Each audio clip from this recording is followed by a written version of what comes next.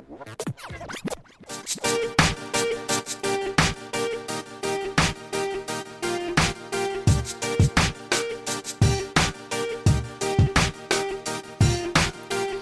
all, and welcome to Tuesday Q&A. I'm your host, Roland, sitting here with my expert, Ursinity. Ursinity, how are you? I feel scorned. You really emphasized the X part of that. I was like, oh, I'm here with my ex, Ursinity. I was like, oh boy, Roland, when did we get so far apart? One day, my ex, Ursinity. Yeah, he's my ex. I don't know if I should go to that party. Would it be awkward? Would it be awkward if I... Because me and Ursi would both be there at the same time. It might be awkward. I don't know. I don't think I should go. I could. Well, you know, we'll get to that bridge when we come to it, right? Yeah, something will go wrong. And we'll be like, he just wanted to take Tuesday Q&A in a form I didn't want to take it. I don't know. He proclaimed himself host, and you the expert. That would have been a deal breaker. Yeah, you notice how I never call you the co-host? I just call you the expert. Oh yeah, you are the co-host. It's nice. Yeah, I mean, I'm the co-host and the expert, You're the right? I can expert. Multitask. No, I'm really. I mean, because that would imply that you are the primary expert, and that is a terrifying. You have a firm grasp on the English language. Damn. Unfortunately, yes. All right, so let's get some house cleaning out of the way. How's your week been? What's been going on? Let's hear. Let's hear about what you've been doing. Let's hear about your mistake with the Patreon and all those replay reviews. I would say mistake. It's been good, but it's definitely kept me busy. I'll say it has prevented me from doing a lot of other things because, they're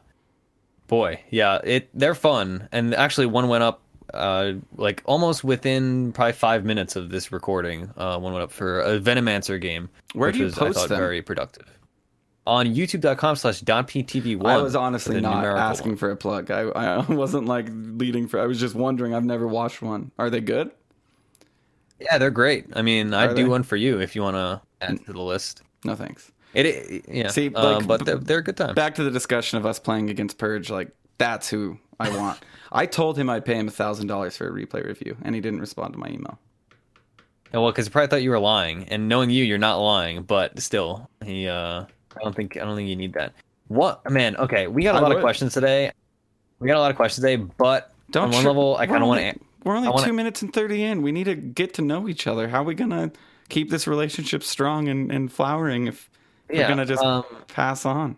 Well, I want to ask you a question, and I also kind of want to answer this because everybody knows like the only reason people ask questions is to answer it themselves. Me. What do you think now that so in the recent small patch, it introduced the new cap on MMR calibration? I thought you were going to talk about the TP. 35. I thought you were going to talk about the TP thing. Oh, no, that thing's nice. Especially, apparently, colorblind people find it like a godsend. Yeah, because it's just an outline. But sorry, yeah.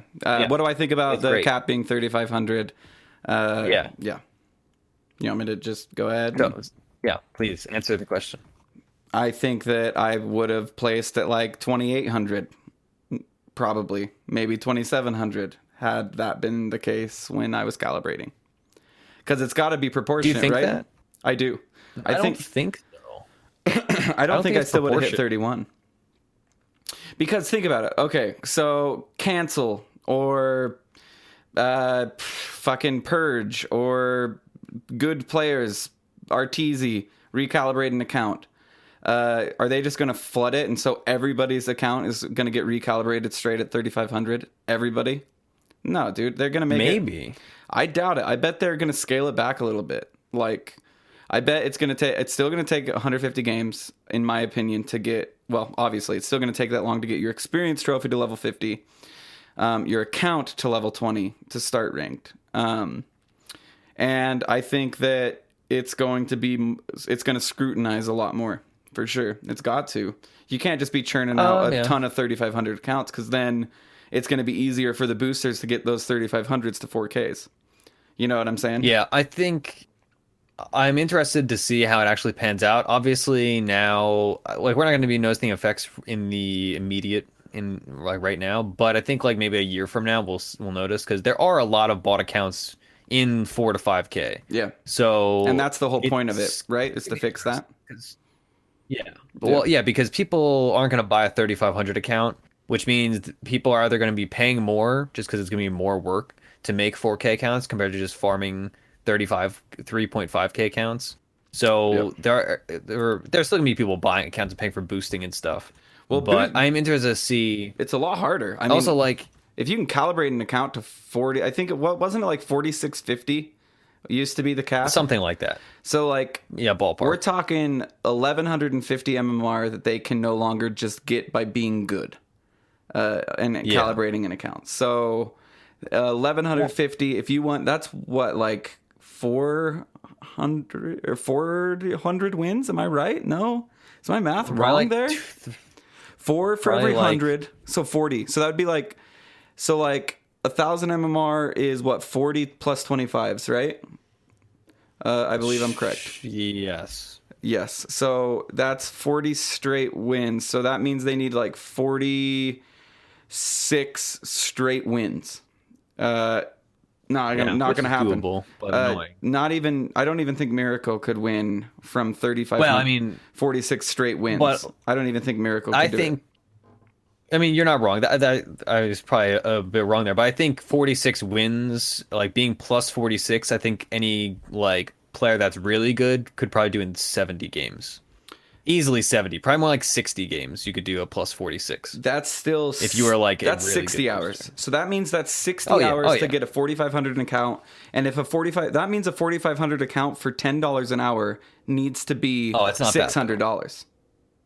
Yeah. Also, you have to consider they can just bot those next however many games potentially if you do like the server abuse. I think I'll say the biggest thing here is that somebody buying an account at 3,500 that is, let's say 2K, think like, oh boy, I'm really good, I should be better. Mm-hmm. That is going to be much less of a differential in skill between 2K and 3,500 and 2K and 4K or 2K and 5K. Yeah. And I think it'll probably even out a bit and you won't notice it as much and those people will still obviously fall because that's how MMR works despite some people's belief and claims. So I'm interested to see how it pans out, honestly. But I think it will actually really hurt the account buying scene. I hope so. Probably help the like individual game boosting scene. But boosting is much more expensive, so that's gonna preclude people. Because boosting you have to do in an individual account, whereas sold accounts you can farm like 5 at a time. And it's hard. Like I have Steam Guard. So if I wanted somebody to boost my account, I'd have to, like, every time they logged in, my phone would then blink and I'd have to hurry and give them the code within 10 seconds or 15 seconds or something like that. So like, can you imagine? Yeah. It would be a pain in the ass to boost from that. And then I don't know. I have like hundreds and hundreds of dollars of cosmetics that I'm not going to trust with some like booster. Like that's like the scum of the scene, dude. Or boosters. Yeah. Like they're not using they are super villains. They're not using their good Dota skill for good. They're using it for evil. Think about it. They're using it to plague the 4Ks and the 5Ks. Honestly, I haven't really dealt with boosters, or so I know of. There was one game that there was a Pudge that everyone's like, this is a booster. He's actually 6,800. And he was really, really good. And we did lose that game. But there was no like proof. Like I couldn't find. Yeah. His name was like boost to mmr.com or some shit. Yeah. So, I mean, it could have been a booster. I don't know. I mean, you can't really tell in game, but the proof is always you can look at an account and see if it's played on really different servers, and like if somebody plays on US East and they have like 200 games on SEA or 200 games on Russia, then like they have been boosted. Like that's pretty solid confirmation, unless like obviously something that travels a lot, and then you'd probably know that information. But although you can hide games from Dota buff, I mean, this is all nitpicking. I'm not going to expose how to find people that have boosted accounts. Usually it's pretty obvious. Well, I'd say that, because of the nature of the United States of America, and pretty much, I'm just going to say the U.S., I mean, we're not going to work for anything less than $10 an hour, even if it's video games. And if it's going to take 60 hours... Yeah, I mean, unless you're a kid. Unless you're a kid. I guess unless you're a kid. But, like, that means 4,600 accounts should be, like, $600 now. It's... Right? Yeah. I mean... Yeah. Well, it's kind of like when people used to sell WoW accounts, where I sold my WoW account, made $800 as a kid. Yeah, I probably could have made some money selling mine, but I never did. I had full tier 3. Although nowadays it's tied to your Battle.net account, so I'd have lost all my like other games, so it would have been worth it. But yeah, I'm interested to see how it pans out basically, and then we can get to our real questions. It'll be interesting. Okay, so to start things off this evening, we have our first caller, Professor Chaos, called last week and maybe the week before. Super cool guy. He has a fun little segment that he's going to share with us. Professor Chaos, how are you? What's up, gentlemen? How you guys doing tonight? Good. How are you? Fantastic. All right. So it's been a few weeks. So Ursi, got a good garbage list for you, man. I'm excited. Okay. Stop. All right. Stop. Ursi, how does good or garbage work? Well, I say good or I say garbage with no and qualifications. And that's it. Yep. And good. It's hard or to do. Garbage. That's it. Yep. And you never do this. You're like, oh well. It hard. seems as though if the 2 stars aligned. No, good or garbage. All right, Professor Chaos, go ahead. All right, let's do this. First up, Pugna as a hero. Garbage. Venge as a core. Good. Rubik mid. Good. Gyro with Ags. Garbage. Final quest on Path of the Inquisitor. I don't know. Qualify your question. That's the Zeus damage and chain lightning one. Oh, good. Hey, it's easy. AM skirmisher set. That's the new one, right? That's the blindfolded one, right? Yeah. That's good. Good. The pink Garbage. one is very good. No garbage. Good. Sorry. Garbage. Good. Kiev major direct invites. Good. NA teams qualifying in the SCA regionals. Garbage. Getting rid of party MMR. Oh God, garbage. Rolling getting boosted to 3K. Good. Slack's Lorgasm videos. Good. Great even. Cypher saying Anti-Droid for an entire interview. Garbage. I said Anadroid at one point, and I was like, you're messing up something that you were not messing up before. Gin and tonics. Good. Oh yeah. Single malt scotch. Good also. All right, that's all I got. Dude. Nice. That was good. Hey, the best good or garbage we've had. I call that good or garbage good right there. Professor Chaos. Yeah, that was stellar. You gotta bring it when you bring it, man. Thanks, guys. It cost me so much money to get boosted to 3K too, because I was, I wanted it all done on US East or US West, and so, it costs a lot more. The Russians had to play with 500 ping. Hey, thank you, Professor Chaos. See you guys. See ya. That segment's good. So hard. That was good. I didn't know people qualified. I didn't know NA teams qualified for the Kiev Major in SEA. I mean, it's happened before with other teams in other regions, but I've not been kept abreast of the Kiev Major qualifications. But the thing is minus that Naga exploit earlier. Oh yeah, where the radiance on they pass the radiance to the Naga makes that's an old radiance glitch though. back. Yeah, that's been a glitch before. That's just like, I guess people just test it nowadays. Any new patch, because that's been like a few like on the Reddit thread, somebody documented from 2011 a complaint of that exact bug. So I guess there must be something in their code of the game that like allows that to slip through sometimes. Maybe, I don't know. Weird. Okay, so Ursi, go ahead and let's read a couple things here. Let's get through like 2 of these before we take our next caller. Okay, we'll do one of the quick ones. We're getting buried in email questions, and we need to get rid of some. Okay, we'll do 2 quick ones, and then we'll get to our next caller. So first one, this one is very hard. From Salty Sushi, 3000 MMR, which is not particularly relevant to the question. What would your stripper names be? This is one that we've had for a while that like I keep skipping because I'm like, boy, I don't have a good answer. Let's do this. But I imagine Roland does. No. Let's do this. I'll pick your stripper name, and you pick my stripper name. I have a good one thought of. Then we can reveal our own. So you have to pick mine. I'll pick yours, and then we can reveal our own, what we think our own stripper name should be. Mine would obviously be Thunder. No, I don't think I can fit Thunder in there. Oh no, I'm picking yours. Yours would be yours would be Okay, just what's yours? I can't think of one for you. So for you, I would say Rosie. starting with Ro, and then I think you could pop on a red wig, and then you'd have like the river outfit, and it'd be like a gender bent thing, and then like it would be interesting in the sense that Rosie Land. Okay, how are you? This is not what we needed. Okay. And I go with pet names and like I've always thought it's very entertaining for things that usually have like weird extravagant names to have very generic names. Do you guys know how to do the porn star name game? Oh yeah, actually that's a good one too. No, I don't. Mine's Scuba Clinton. By the way, it's your middle name followed by it's your middle name followed by the street you grew up on, or some combination of your first pet's name and the street. Oh, that's good. Yeah. Hi guys. First pet's name street grew up on. Mine is Scuba Clinton. Or Joseph Clinton, which is far less interesting. Thomas Mitchell. Gee. Yeah. But anyway, I think I've always been entertained by pets having like human names. Okay. Like a dog named like Jerry. My dog's named George. I named my dog George. That's great. Yeah. Well, Jonesy is his real name, but I call him George in his adult years. Yeah, so I think it'd be funny to have be like a stripper named Dave, or like is that really like your idea? Very generic name.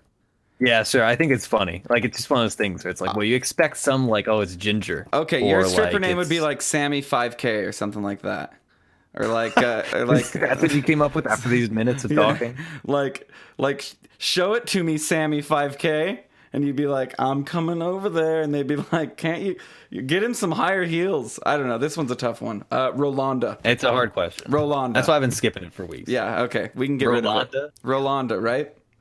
I mean... No, I mean, you're not a woman. Like, you can have like a dude name.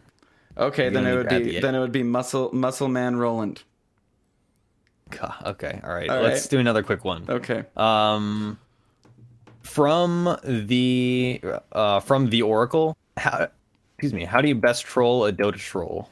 And I will say, when people troll my games, I'm just I either just ignore it completely, which takes the enjoyment out of them griefing you, or you just have to be super nice to them and be like, oh boy, buddy, I understand, and then maybe they'll stop trolling you. Probably not, but then you'll just annoy them because they don't like they want you to yell at them. So you just got to either ignore them completely and just play your game, or just story time, kill them with kindness, or just leave. Story time. All right, Denny was in this game. I'll give Denny a chance to come back. So I'm playing Vengeful Spirit, and there is a very big asshole named Alchemist in this game. Okay, and we're winning. We're doing fine. But this Alchemist is a douche, and he was a douche from the start, and I didn't mute him just because it was so much fun to hear how, like, I don't know, it was one of those people that are just so angry that it's kind of funny to you, you know what I mean? You don't really say anything, you just want to hear them, like, get angrier and angrier. And so he's killing the Ancients, and I do a long swap and kill the Ancients. He's right about to grab a bounty rune. I swap him and grab the bounty rune. Nice. It was like 15 swaps this game, and I ended up getting low priority. And even Denny was like, "Dude, this is taking it too far. Like, stop." And I was like, "No, this guy's an asshole. Like, this is what I'm supposed to do." I would just every time swap was off cooldown, bam, swap him, bam, swap him. Bam, swap him. That's clever. It was great. It was truly the time that I felt like I exacted justice on people who needed justice exacted. All right, our next caller is who I like to call Pandemonium Potatoes. His MMR is 3402. Chaos. What is your questions? Hey, my question this week is, what game would you be playing if it wasn't Dota? And how would that game, or several games, fill the Dota-shaped hole in your life? Boy. Bro, do you want to answer first, or should I? Go ahead. You always, okay. So before Dota, I was a serious WoW player, so I would probably still be playing WoW and playing like a relatively hardcore rating. But Dota obviously took me away from that, and my raid group kind of like disbanded and had to merge with people. Crowdy can find you a raid group. That's no issue. Yeah, Grouty's mad good actually. He was like a really I always played hardcore like server first, but I didn't go for world first or anything. And that's partially just because my server was small. But like he's good. Grouty is a very legit WoW player. Other than that, honestly, I think my answer would probably be League. Like honestly, if Dota did not exist, like I would be also proportionally like League players are not good at games. So I would proportionally be even better than I am at Dota at League if you think of like percentile wise. Because I played League before Dota because my friends couldn't get Dota beta invites at one point back in the day in like 2011, 2012. So we played League and like that game was just so easy to play because like if you have good MOBA skill already, like I did from Dota 1 and just from like being a competent person, the like League would be the natural transition if I could not play Dota. Yes, you consider yourself competent, eh? I mean, definitely, and in video games at least. Okay. So if Dota would have never plagued me, I'd probably either still be convincing Denny to go to Wendover to play poker, or I would be still obsessed with board games, buying every single board game I could get my hands on, and forcing all my friends to have fun while we play this new board game that none of us understand. I definitely still wouldn't be playing StarCraft. They butchered that game, man. They butchered it. Definitely World of Warcraft I would have stopped at the same time. I recently started playing again, got to level 70, and realized, wow, this is a lot of real work. Yeah. God, I don't know. I'd probably be in search of a good RTS or not even RTS, like TTS, like turn-based strategy game. So I don't know. I honestly don't know. It'd be board games or poker, something strategic, something that uses your mind. I do better on turn-based games because then I can think. Like my biggest problem with Dota is that I'm presented with a situation and I don't get to spend 15 minutes thinking about it. Chess. Chess. I studied chess for a really long time before Dota, and maybe I would have continued studying chess.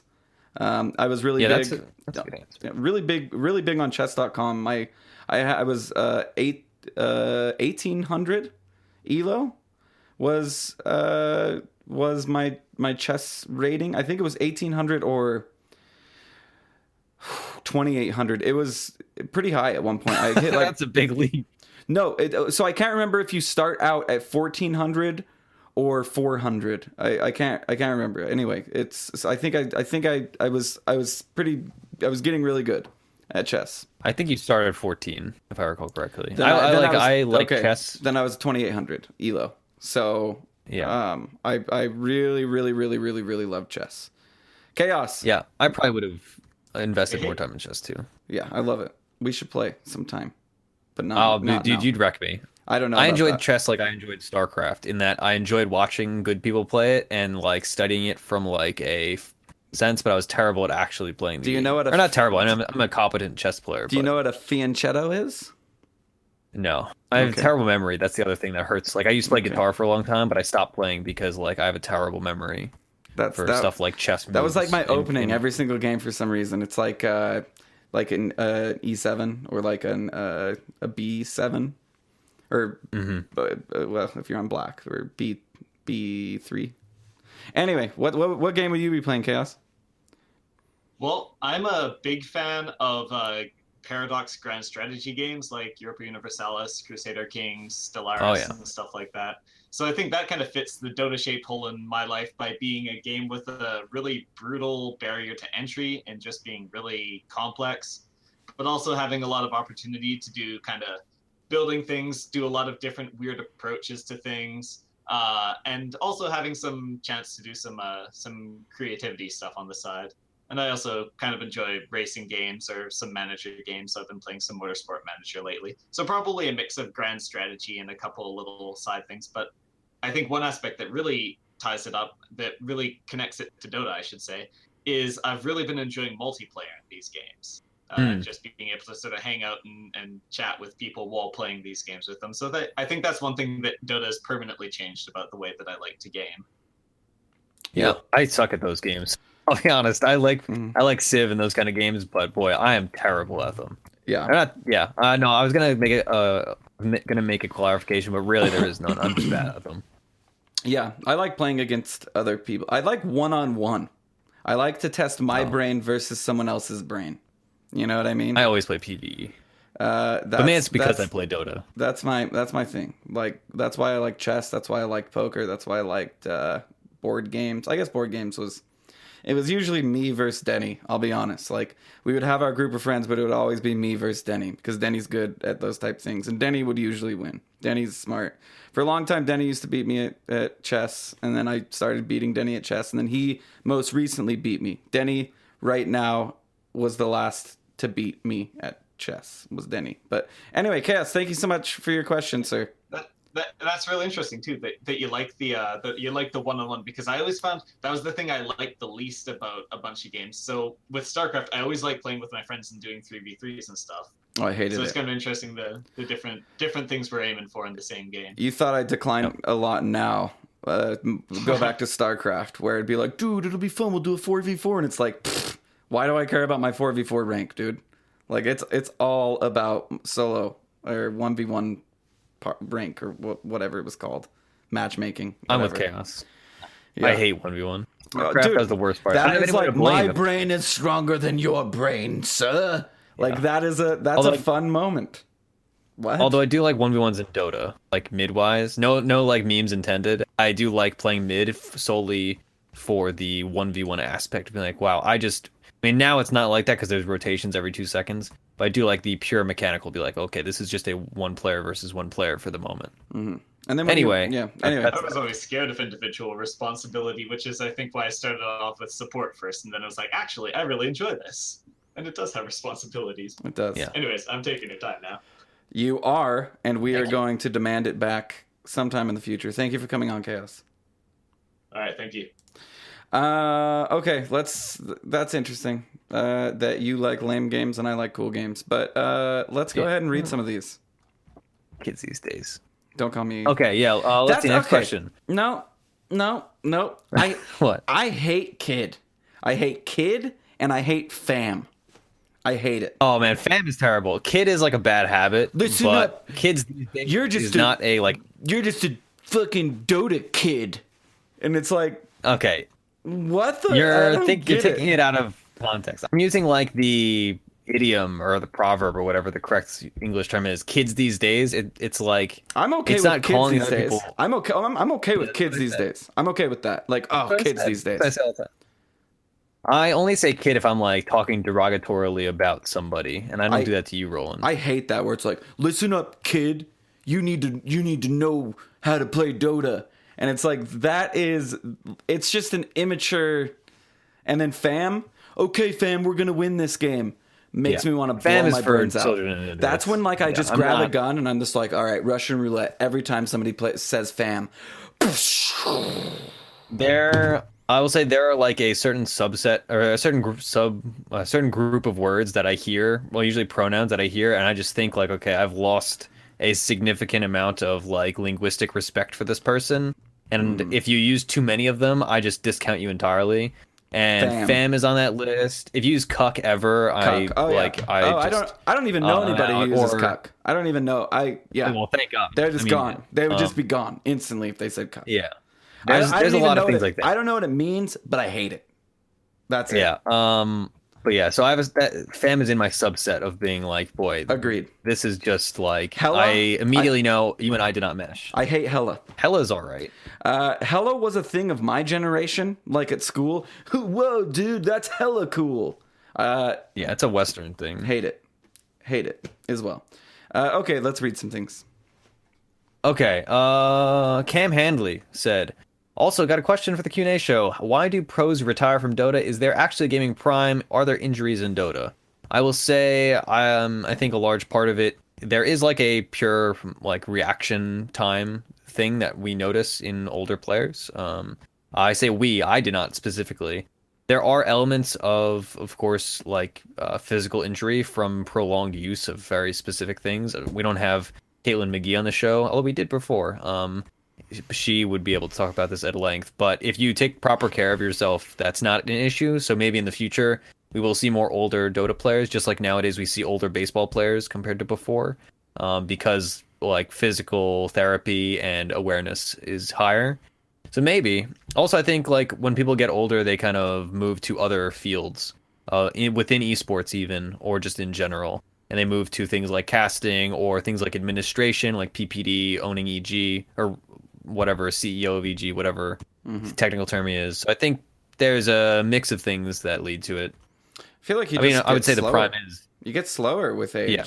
I mean, it's like Sumail. Like he while his brain was in its prime developmental stages, he was learning to play Dota 2. That's some like Denny would have to come in here, but I believe the adult male brain. I know it's different between female and male, but I think it stops developing at age 24 is when the male brain is finished developing. So yeah, I've heard of that. If a new game comes out and I'm 25 and then there's this 13-year-old kid, I'll probably maybe be better than the 13-year-old kid for 6 months, a year. But by the time that kid's 14, he's probably he's just learning so much faster. I would like to think his brain is developing quicker. He's picking up knowledge quicker. My memory's shit. I mean, that's one thing. I remember when I was a kid, I remember being able to think back, like I knew what I was doing last February the 7th on Tuesday, and I knew it was a Tuesday. Not anymore. I don't remember. I remember lunch. That's about it. Denny. Yeah, my memory's not great. Denny, come on in here. Head injuries. I would love to hear what Denny has to say. Denny studied this thing. He took what? Denny, what do you have to say on this? Well, and then of course, carpal tunnel and whatnot. But I feel like it's mostly related to the brain, I would say. Okay, Denny's here. All right. What do you have to say? Yeah. Just want to know. Yeah, I think you're kind of spot on with, or I think you're close to the point with learning with brains and development. I suppose that's an element of it. I think it probably has more to do with hand-eye coordination and reflexes, which typically begin degrading, from the time you're like 25, 26, and so on. It's just that's just life. We get old and we're not as quick to react as our younger counterparts. That being said, like if you've got incredible reaction speed, in your youth, then maybe by the time you're 27 or 28 or 29 or 30, you will still be that much better than, somebody who's younger than you, but was kind of on the lower end of that spectrum. You know what I mean? But you won't be as good as you were. Well, you can compensate for it, though, with being better in other places, right? Like, Sumail doesn't win certain matchups because the other person is better strategically, even though he is the better mechanical player, like, historically speaking.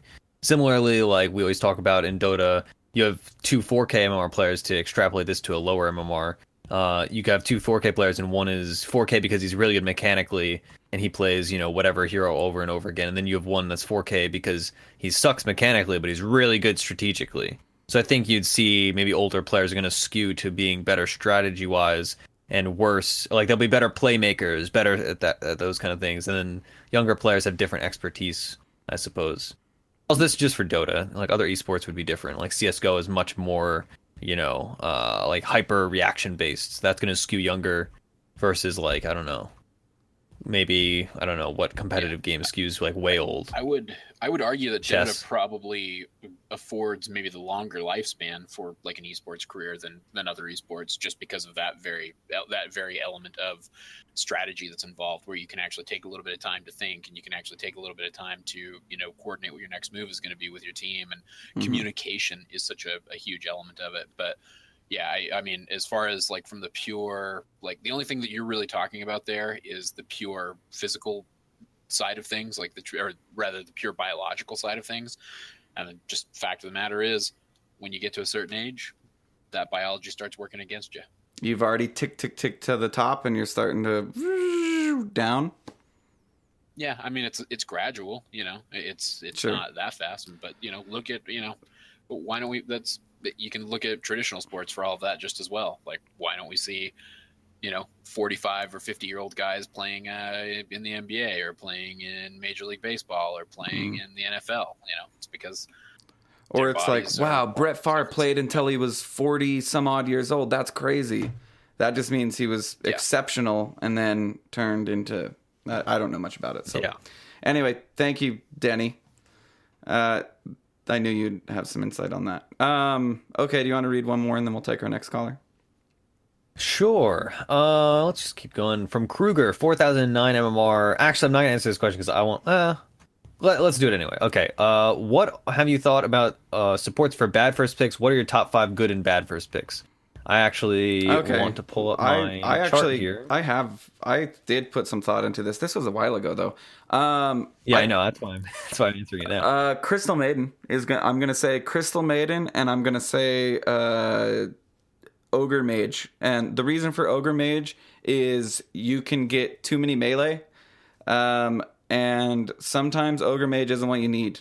And that's why. And then Crystal Maiden because she's slow as fuck. And Anti-Mage is good against her. Okay. So That's my what I'm top gonna 5. I don't want to talk at length about each individual here because I think we'd be here all night. But I will give my top 5 good and top 5, and then then I suppose my 5 worst.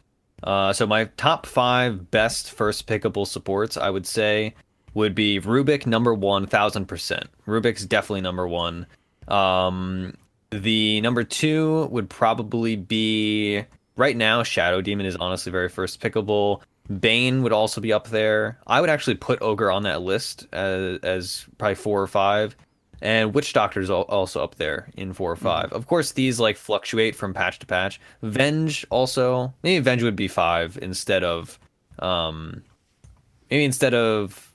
of those heroes that I listed. I don't know. I mean, there's the consistent thing where like you want, if any hero with a stun is rarely going to be bad.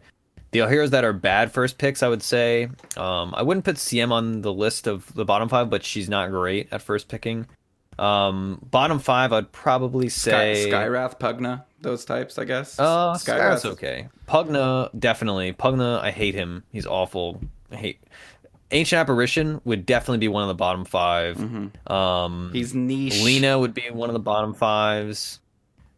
Visage would be one of the bottom 5 because he's very niche. Winter Wyvern, also probably bottom 5. I used to first pick her all the time, but now after the nerfs, I would say definitely bottom 5. Mm-hmm. And let's see, probably one of these like Phoenix would be a bad like bottom 5. You're getting probably. into like, it feels like you're getting into more utility than like, I feel like he's just saying 5 support. But let's move on from this question. This question is a long time question, as in takes it's long time to answer. And basically, I'll wrap it up real quick. Okay. So the reason why good first pick supports are good, and the reason why bad first pick supports are bad, is just in if heroes deal with specific things or do specific things, they're not good at first pick. So heroes that excel in a general sense or have saves are virtually always going to be good. Rubik is never bad because even if you have nothing good to steal, he still has a nuke, he has a stun, and he has a defensive aura. Like, that is never going to be bad in a game of Dota. Some games there's going to be better things, like maybe Phoenix is super good this one game, but Phoenix is a very specific thing against specific heroes.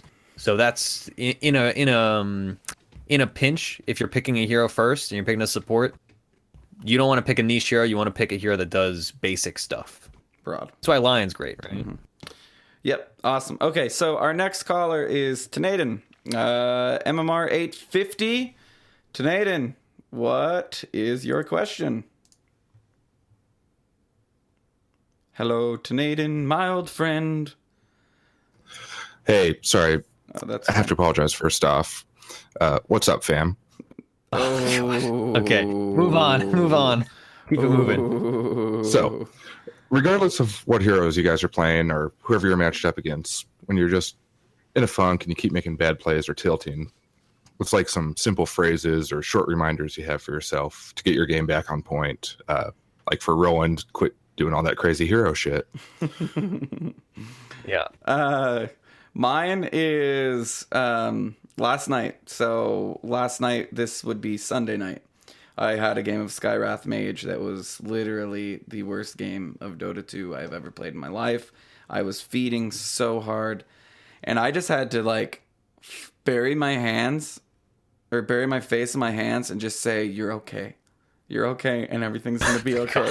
Like, it literally got to that point. Also assessing damage, like damage control. Like, if you're just like, "Oh, this is bad. This is real bad," quantify how bad it is. Be like, okay, is it like, can I come back from this? Is there like a cheap item that I can get instead of the big item? Like, try and rationalize with yourself. Okay, this is bad, but can I make this less bad than what I think it is? That's what I try and tell myself when I'm losing in solo. It's like, okay, this is bad. Will raindrops fix it? Okay, this is bad. Will a wind lace fix it? Okay, this is bad. Will me not diving tier 1 over and over fix it? Ursi? Well, I mean, mine is basically my attitude towards like just life in general is that being negative is not productive from a very basic level, right? So when I'm tilted, I just remind myself like, hey, no tilted player plays better than an untilted player, right? Like the untilted Ursinity plays at, let's say, 5,000 MMR. The tilted Ursinity plays at sometimes 2,500 MMR, right? So me tilting is only going to serve to tilt me even more because I'm going to play worse. So at a very basic level, I'd say that. And like, it's such a cliche advice, but it's only cliche because it works. Taking a deep breath and like taking a step back, and like if you die some stupid way. Honestly, like I get out of my seat and I will take a deep breath and then like reassess and sit back down and like de-tilt myself that way. Or you just laugh it off. That's another thing. Especially when I'm streaming, I stick with the laugh it off mentality because that's more entertaining to watch than me frustratedly sighing and then standing up and taking a deep breath. So I mean, there's a lot of little minutia, little tricks that are individualized, but I'll say like as a sweeping statement, if you're tilted, you're gonna be playing worse. So like, don't be tilted. Yep. Tanaden, is that good? I think that covers it. Thank you, gentlemen. Hey, Thank you. Thanks, kid. Appreciate it. No problem, fam. Peace out, yo. All right, we're doing. Okay, let's. We're gonna do a lightning round here, real quick with Zigdan.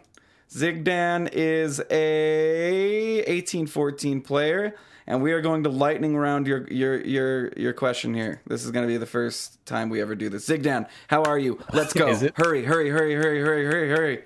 I'm great, Roland. So my question is, you've had a lot of questions about, 1.8K supports, trying to climb the ladder. What do I do in game? Not what I'm asking you. I'm asking you, what do you do outside of the game when you're feeling the grind and you're just miserable and you can't motivate yourself to hit that ranked button again? How do you get back into it? All right, perfect. I'm impressed, Yeah, honestly. If somebody asked me to lightning round a question, I would not be able to do it. I just threw it out there and wanted to see. Zigdan is a first-time caller. I just wanted to see, like, put somebody on the spot, and I'm impressed. Yeah. What do I do when I'm on the grind? I don't want to hit the ranked button, but I'm doing it anyway. I'm doing it for my baby. Okay, I'm doing it for my wife. I'm doing it for the future of DotP. I'm doing it for Ursi. I'm doing it to get above Ursi. I'm doing it so I can be 1 MMR above Ursi. I'm doing it to make proud. I'm doing it so Denny will listen to me for once in his fucking life. I'm doing it for a bunch of reasons. Lightning round, Ursi, go. When I am trying to climb and I don't want to hit the MMR button, I generally, honestly, I don't hit the MMR button. I play unranked, and then when I'm feeling good, that's when I hit the MMR button. That's the simple answer. So as my other quick answer would be that when I am thinking that I don't want to play ranked, you just gotta remind yourself it's only one game, right? One game is very easy to come back from, and also one game is very easy to establish a lead for the day. Like if you're plus 25 for the day, you could just leave and you could be up, just like gambling, right? Although nobody, of course, does that. But that is a great mentality to have when you're climbing. It's just, hey, I won a game for the day. I can relax. Good. Zigdan, you fucking won the Steam card, in my opinion. But no, we actually roll for that. Sorry. I was going to say, That's fair. That's fair. I'll take it. That was excellent, sir. I'm going to lightning round you out of here. There's no reason. We're just short on time, and so we're going to be lightning rounding a lot of people. But you were the first to ever lightning round, and I want to give you a good Ursi clap. I can't. Push I'm trying. I have a push to talk on. Very good. Very first lightning round, sir. You have a great day and keep on climbing. You as well. God bless. God bless. All right. All right. Harakamara is our next caller. She is 10 million MMR. Her MMR doesn't matter because she's so goddamn good at this game. Harakamara Mara, what is your question? Lightning round, go.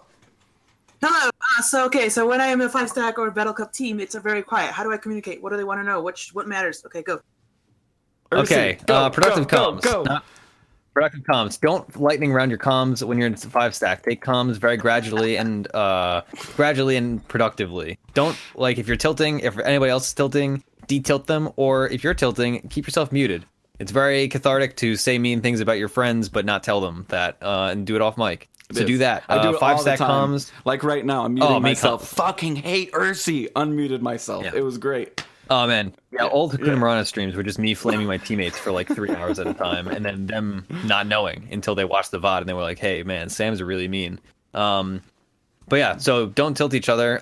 Be friendly. Remember that it's a 5-stack. If it's ranked, make sure you all have the same mentality, or even if it's unranked, make sure you all have the same mentality. You don't have a 4-stack which is all saying, "Oh, let's win," and then the 5th guy is like, "Oh boy, I'm gonna play techies today," like some dumb troll thing. Like, you need to all be in the same mindset to have a good time. It's very easy to have a bad time because one person is off kilter with the group.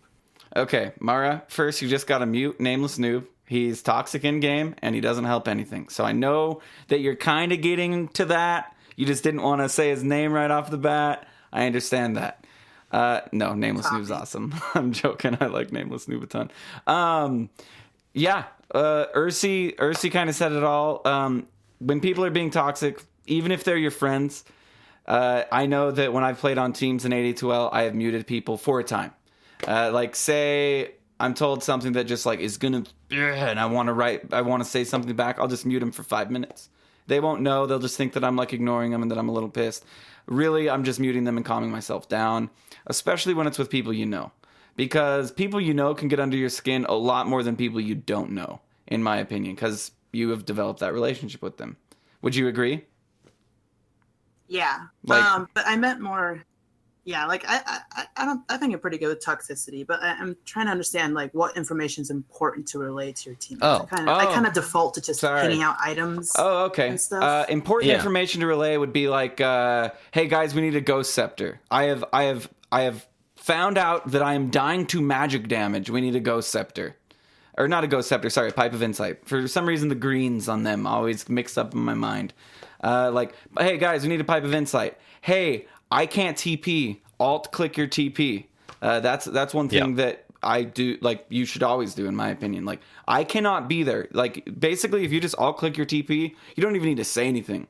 That's enough for you to justify you not being there if you're not there when they need you. That's hugely important in my opinion. Sometimes big ultimates. I know you love to play Wyvern. Alt click your ult. Be like, hey, if you're looking for me to ult a Meepo, it ain't happening because I've got another 40 seconds. I would say when thinking about like actual serious comms, not about like the weird social aspects, I will say the important information that you should be telling people is information that affects them, right? So if you don't have an ult, like Roland said, or if you don't have the ability to heal them, or if you don't have your X, Y, or Z up. And the opposite also applies, of course. Like, if you're coming to their lane, say, okay, I'm coming bottom, let's do stuff. Or, hey, we're smoked, we're coming your way. Right? Things that they have to play around are the things that are going to seriously affect them, which means that's the information they need to know. Nobody wants to hear about a gank by either seeing your teammates in your lane or by hearing them like a second before. And then you're sitting there and like, well, I only have 100 mana, so you're shafted. Have fun wasting your time. So yeah, any information that's relevant to them. Yep. Or ask for advice. That's another good one. Just be like, if you don't know what to do, don't just not do anything. Ask like, hey, who needs help? If you're playing a roamer, what lane's going bad? Don't just be like, oh, I guess I'm just gonna get some bounty runes. Yeah. Asking. It's hard to over communicate. Yeah, I often ask if I'm a support, how's safe lane, if I'm in the off lane, or vice versa. So yeah. Sometimes you get the answer and then you don't go there anyway, but you do ask. Yeah, I think I fall into the pitfalls of staying quiet, like you said, and just kind of walking around aimlessly. That's my problem too. I mean, Proud tells us that like all the time. That's like a big key thing, and like it's one of my flaws as a player, just in general, is If I'm not leading a team, like I will just absentmindedly say things in retrospect or not communicate properly, and it's something that you have to actively work on, honestly. And I've been working on it for like over a year, and I'm still not great at it. But yeah, if you watch like Cocoon and Marane, if you watch DotP Team Stream, you'll notice that like that's one of the things that Proud talks about all the time is it's better to over communicate than under communicate. Although there is a point where over communication is unnecessary and annoying and tilting. Yep. Hadakamara, of course, thank you so much. You're awesome. Thank you for the wonderful answer, guys. Goodbye. Goodbye. You are the strongest link. Goodbye. All right. Our next thing we're going to do is listen to this voicemail. Okay, Ursi? Yeah, we can't make it lightning round, but we'll listen to it anyway. Lightning round on the voicemail. Here we go. I'm downloading it, and I'm opening it. Hey, what's up, guys? My question is, go back in time to right after you first started playing Dota and you were just starting to understand what all the different heroes did, right? So my question, what was that first hero pairing, right? That first holy shit synergy moment for you? For me, my first holy shit synergy moment was PA and Magnus. Oh my god. The bonus damage and the cleave with the AoE stun and stack them all up. Wow. It blew my mind. I literally talked to my IRL friends about it for days. So yeah, thanks for taking my call. Peace out. Awesome. Good question. That was a great question. Okay, so can I go first? Please do, because I don't know what my good answer is. So mine was a three-way. Mine was a three-way when I first started playing Dota. It was me, Wazoo, and Cyphus. And our three-way that we found that worked best for us was Cyphus on Skywrath, me on Lich, and this is back when Faceless Void was a safe lane, and Wazoo on Faceless Void. And that was our holy shit moment. He chronos, Cyphus, bam, drops on one target, the Mystic Flare, and then I just launch a Lich Chain Frost in there. Chain bouncy ball.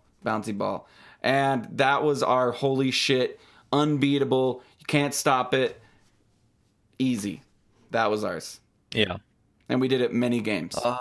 Many games. And then, of course, Danny and I started doing, I think we did Axe Omni at first, then Axe, it might have been Axe Dazzle, and then Axe Omni. So I started getting the Axe cutting my lane, and I was like, Danny, dude, we can do this.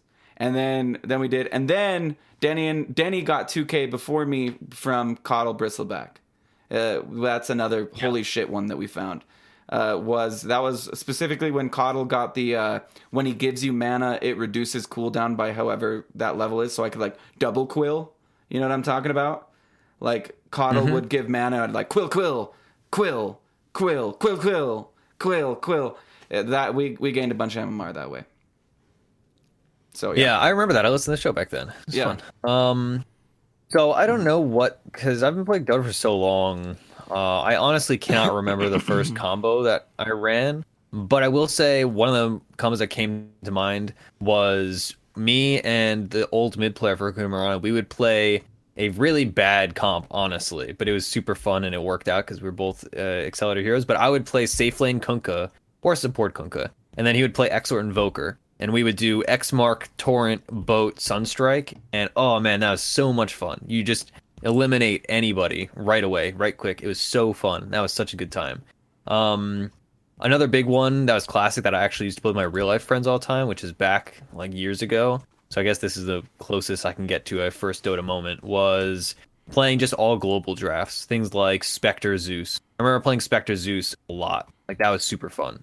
So those are my answers. Cool. All right. So we are running super short on time, and we have 2 callers left. Okay.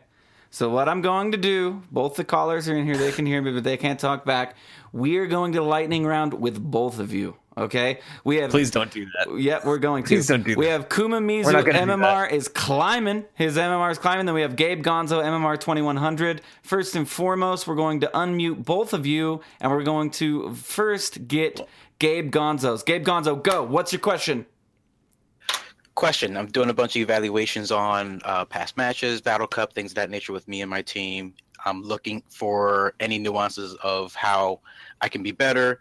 How can you tell on yourself? I mean, obviously, besides the obvious power spikes and obvious poor team plays, how can you tell if you or your item build has lost the game? Kuma, how do you answer that?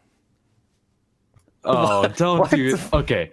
Okay, so Roland, you're killing me. You're killing me, buddy. Kuma. All right, first of all, that takes a lot of experience with playing the game, and after a year of playing, I can't say I fit in those shoes, but it fits a lot in if your carry has the right items, like Spectre having Radiance, or like Alchemist having Radiance, any sort of big item for carry, I'd say is my first response. But also just overall farm for your team, not missing enough last hits, not missing too many last hits, rather, excuse me. Don't do that to me, Roland. Yeah, Roland, you're killing Ursi, everybody in this channel right now. Okay, go ahead, Ursi. Okay, so the best way to identify whether you lost because of you or you lost because of your teammates is very simply to, obviously you know your hero best if you're the one picking it. And if you did not hit what you're supposed to be hitting properly, obviously you eliminated simple things like power spikes. But if you noticed, okay, well, I had a free lane, but I only got 40 last hits by 10 minutes. Then you know, clearly whether you lost solely because of that or not. That was a significant factor. And that's where you can start saying, okay, well, I had an unfettered lane, and I should have had 7 DCS at 10 minutes, but instead I had 40 because I was making silly mistakes. Or if you know, boy, you're watching the replay and you say, I just pushed bottom lane to tier 2 when they still had a tier 1 up, and I, fell asleep at the keyboard. That's when you know, you're losing the game. Or when you're making basically just silly mistakes in general. That's when you know to blame yourself. And if you notice other people making silly mistakes, then you should probably still blame yourself, because you're not going to make other people better by noticing their mistakes. You're going to make yourself better by noticing your own mistakes. So yeah, I agree. That's also if you're 0 or if you're not getting proper items. And if you're 0 that's actually a good point by Kuma. If you're 0 15. Yeah, that's also a good one. Yeah. Okay, so this one, Gabe, I want you to stick around because Kuma always has these really fun questions, and I want you to also can answer. I add one element to that? Oh God, why more elements? Yeah, dude. I was gonna say, if you really want to know if you were the reason why you lost, just got to look down at your screen name and see if it says .p .roland or not. Oh. Okay, thank you, Cyphus. Yeah, thank you. Our guardian angel. Okay, so Kuma always has these funny, interesting, cool, make you think questions. Kuma, please ask your question. Gabe, answer it first, and then we'll answer it. All right, so if you had to choose one hero to play for the rest of your Dota career, who would it be and why? It depends on my attitude for that day, but my 2 best heroes are probably Witch Doctor and Sniper. No, this is one forever, Gabe. This is one forever. Forever? Forever. You're on a stranded Dota island with this hero forever. Sniper. 100% Sniper then. Ursinity, go. Lena. I mean, I would be miserable for years at a time, but it would be raindrops. I would have my cosmetics in order. Boy, I would save so much money if I was not able to buy cosmetics in Dota for other heroes. Yeah, I would have thousands of dollars in my bank account. Yeah, Lena is my answer. Mine is Meepo, because I would make it to 9. I would be Abed eventually. You know what I mean? I would be Abed. You start off with a hero that takes a very long time to get good with. It would be Meepo, definitely. Hey, Kuma, Gabe, you guys are awesome. Thanks for being good sports. We're trying to get these shows to right around an hour, and it looks like we're going to be successful. Thank you, guys. Thanks, guys. Have a good one. Sure. Thanks for having us. Yep, thank you. All right. We are going to close the show now, Ursi, please. Okay. Oh, yes. Okay, so plugs. I'll do them. I'll lightning round them. Twitch.tv/.ptv. We have various events. You know about them because I sell them on other shows. YouTube.com/.ptv1. There are replay reviews there in addition to our shows. We have a Patreon, patreon.com/Defense of the Patients. We have other things Let's like our stop on the Discord. Patreon for a second. Hold up. We've got a little bit of time. Boy, lightning round, you're killing it. Patreon, you guys. You guys are fucking killing it. I'm loving the suggestions that we're seeing on the $1,000 reward. That's coming up soon. Yeah. I'm also loving, like I said, these dollar donations. It's so cool. It gets you a lot of content. Here in 8 days, you'll have another patron exclusive episode. Please donate. Please give what you can. It shows us that you care, and it shows us that you want to see us grow to be a giant corp like Walmart, which is what we're going for. We kind of want to be the Titan of the industry. Yeah. We want to squash small podcasts and force them out of business, the mom and pop podcasts. So please help us do that. Sorry, continue. They're very fun podcasts, I will say. Not the mom and pop podcast. That's a hard phrase to say. But the long form casual episodes for the patron exclusives. They're fun to do. They've been very fun. Yeah, they're fun to and they're fun to it's record. literally $1. Mm. Yeah, they're fun to record. They're just very casual, right? And we get into a lot of stuff that you wouldn't normally hear on the podcast, since we're normally more regimented. Okay, what other plugs do we have? Let's see. r/defense. Okay, good. No, that's fine because I can't remember. Just plug in Jay Gucci on Twitter. Plug in Grouty and the in-houses on Wednesday, 9 p.m. Eastern, right? 9 p.m. EST is when they start. Yep, they do. Yes. Grouty runs those. I'm going to be stepping in and co-hosting them a little bit with the Grouton, Groutons with my Growlet. Great guy. Me and Proud are going to be casting more, too. Yeah, you and Proud are going to be casting game 1, it looks like, of every single .p in-house. Anyway, this is Roland for Ursinity saying, you have questions, and we have answers.